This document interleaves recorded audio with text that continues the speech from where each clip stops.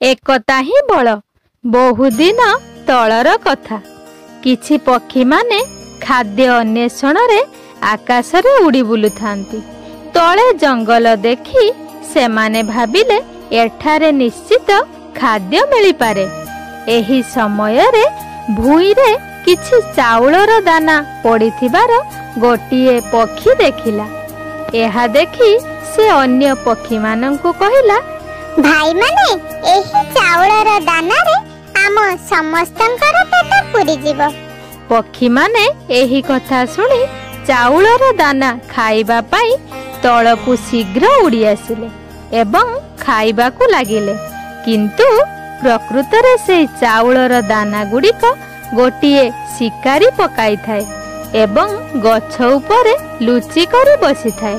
जेतेबेले पक्षी माने चाउलर दाना खाउथिले सेतेबेले शिकारीटी सेमानंक उपरे जालटी पकाई देला।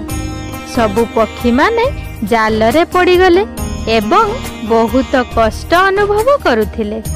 एही समय रे सेही पक्षी मानंक मध्य रे गोटिए पक्षी कहिला, भाई माने आंबे माने मन दुख कले किछि लाभ मिलिबो नाही। खाद्य लोभरे आमे आजि विपदरे पड़िछु। तेणु एथिरु बाहरिबार उपाय चिंता करिबा आवश्यक। एही कथा सुनी गोटिए बुद्धिया पक्षीटे कहिला, जालटी आंब मानंकु बांधी रखिछि सत, किंतु जदि आंबे माने एकत्र होई उड़ीबाकु चेष्टा करू तेबे एही जालटी आंब मानंकु अटकाई परिबो नाही। एहा द्वारा आंबे माने शिकारीर जालरू निजकु रक्षा करि परिबु।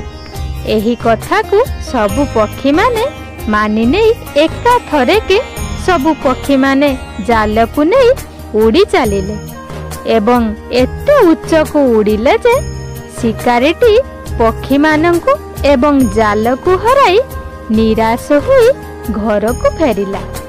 एथिरु आमे शिखिले एकत्र मिलिमिशि काम कले आंभे माने सफलता निश्चित पाई थाउ। सेथिपाई कुहा जाए united we strong and divided we fall. धन्यवाद।